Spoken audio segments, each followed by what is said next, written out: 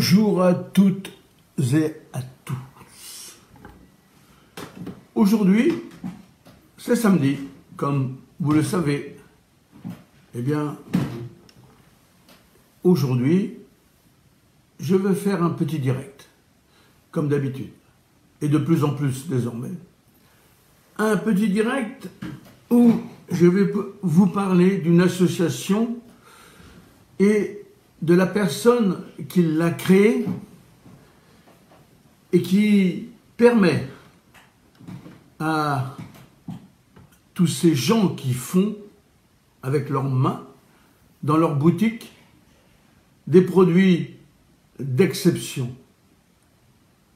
Ça va du restaurateur, du fabricant de confiture, du boucher, du charcutier, du traiteur, de nos amis qui font de la sculpture sur légumes, qui permettent des décors remarquables, et les fromagers qui sont dans leur boutique à affiner leur fromage, faire leur beurre,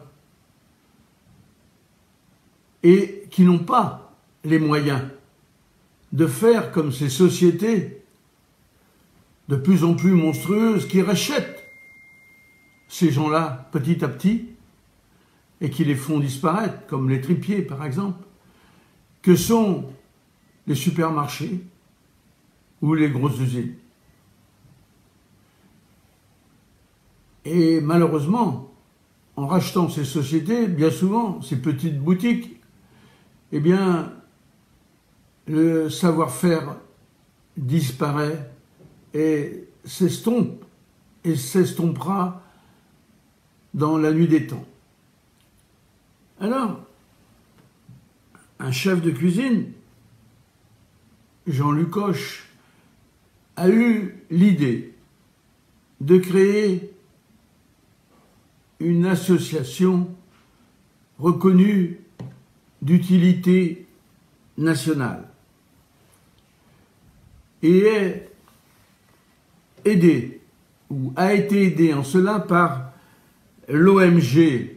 L'OMG, c'est l'Organisation mondiale de la gastronomie, une autre association qui a reconnu l'utilité publique de ce qu'avait fait Jean-Luc Hoche. Jean-Luc Hoche, vous ne le verrez pas à se pavaner dans les journaux comme des tas de chaînes où il faut payer pour être coopté et payer cher. Non. Lui, il se promène avec son équipe, découvre, et ce qui leur plaît et qui correspond à leur ligne éditoriale, eh bien, ils les sélectionnent et leur remettent un diplôme. Cette association, ce sont les gourmets des régions de France. Et bien sûr, Jean-Luc Hoche a créé, pour la faire fonctionner, une loi 1901 qu'il préside et dirige de main de maître avec un bureau.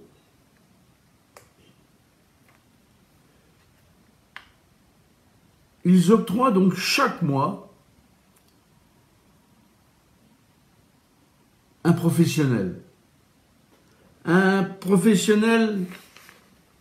artisan, boulanger, charcutier, fabricant de confiture, éleveur d'abeilles et créateur de miel. Et d'autres, bouchers, comme je vous l'ai dit tout à l'heure. Tout ce qui touche au métier de bouche. Cuisiniers, ils sont les plus nombreux d'ailleurs. Et leur remet un diplôme au cours d'une manifestation publique ou privée,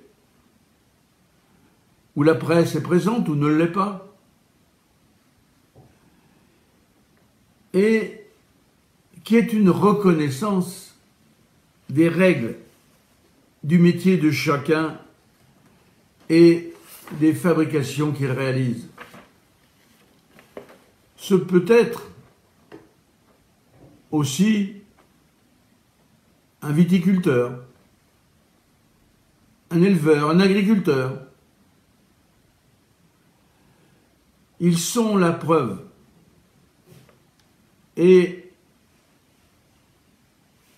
les premiers amis des clients qui leur font confiance. Moi, par exemple. Je fus le mois dernier, non, ce mois-ci, le 3 mars,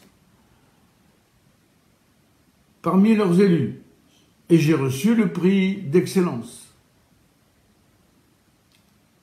Peut-être que s'ils aiment ce que je fais, ce que je dis, ce que je montre, eh bien je deviendrai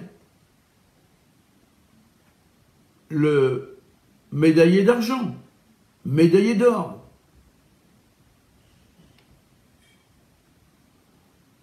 Pour le moment, je suis fier d'avoir été honoré.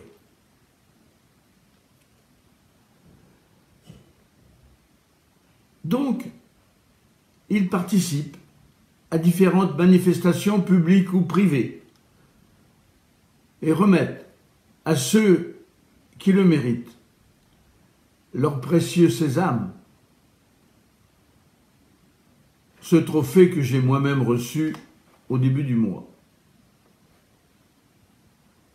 Son second, Sébastien Petit, de l'hôtel de Beaulieu à Joué-les-Tours, est devenu maître et premier conseiller culinaire du secrétariat de la présidence, donc personnage numéro 2 de l'association des gourmets des régions de France, qui bénéficie, tenez-vous bien, de la cocarde tricolore qui est réservée à des associations reconnues par l'État et qui ont droit de porter la cocarde bleu ou le drapeau bleu, blanc, rouge sur les papiers de communication, sur la publicité et sur tout ce qu'ils font.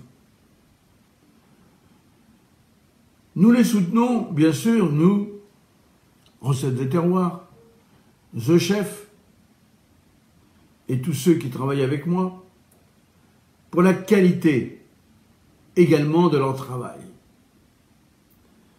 Leur utilité.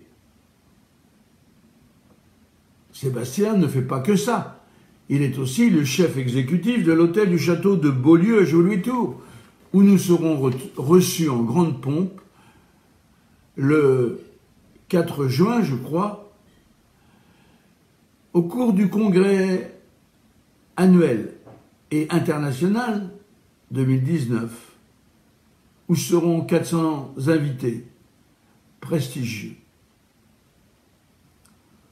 L'association possède aussi, dans ses rangs, Gérard Beau, l'animateur du téléachat de TF1, où moi-même j'ai travaillé il y a quelques années, et qui diffusera en direct son téléachat à Rivery pour la fête de la gourmandise, avec tous ces champions internationaux, allant de la confiture, par exemple, à tous les autres produits qui font la gloire de nos palais, vous et nous. Excusez du peu, TF1 ne se déplace pas dans une manifestation de cette façon, sans qu'elle représente une valeur certaine. Cette organisation, cette association remet donc des diplômes d'argent aux lauréats en or pour le fin du fin, tous le méritent.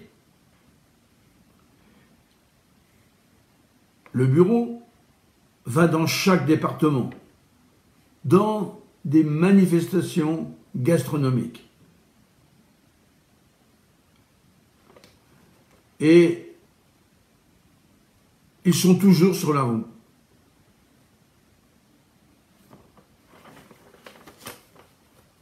C'est pour moi une reconnaissance également de la qualité de leur travail, car ils vont voir ce qui se passe dans nos régions et ne sont pas comme ces associations de chefs, comme je vous disais, où il faut payer pour être vu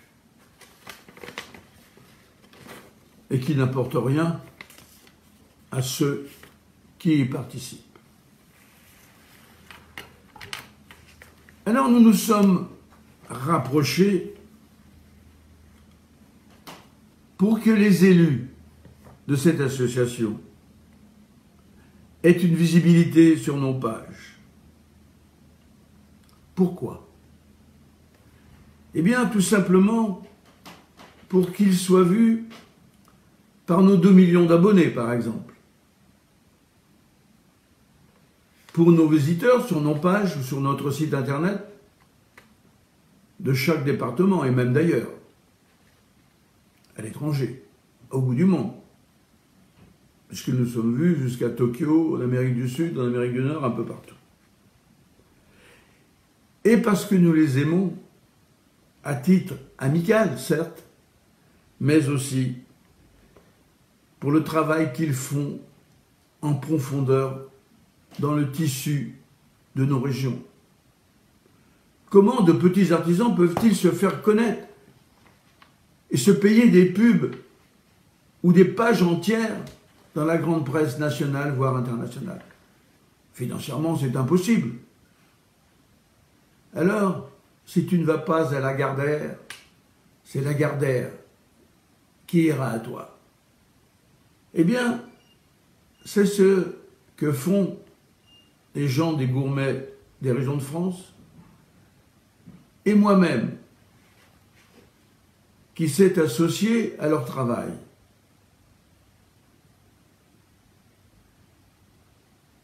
Comme ce gala que nous faisons le 8 juin, dont je viens de vous parler, ou celui de Riveri pour le 25e Festival des confitures, les 21 et le 22 septembre, qui sera couvert, comme je vous l'ai dit, par le téléachat TF1. Ils ne vont pas n'importe où. Voici donc maintenant quelques élus dans leur profession. Et nous espérons revenir vers eux pour effectuer de truculents reportages que vous qui m'écoutez et me regardez saurez apprécier, j'en suis certain, vu la qualité des produits que ces gens font et mettent à votre disposition. C'est une reconnaissance de la qualité de leur travail et de ces femmes et de ces hommes qui font le bonheur de nos palais, que ce soit les petits ou que ce soit les grands. Je voudrais, avant de vous en présenter quelques-uns, terminer mon laïus en disant merci aux gourmets des régions de France et à son créateur, Jean-Luc Hoche, et tous ses disciples, à qui je porte, je vous l'ai déjà dit, une profonde amitié et une grande reconnaissance. Merci mes amis. Merci Jean-Luc.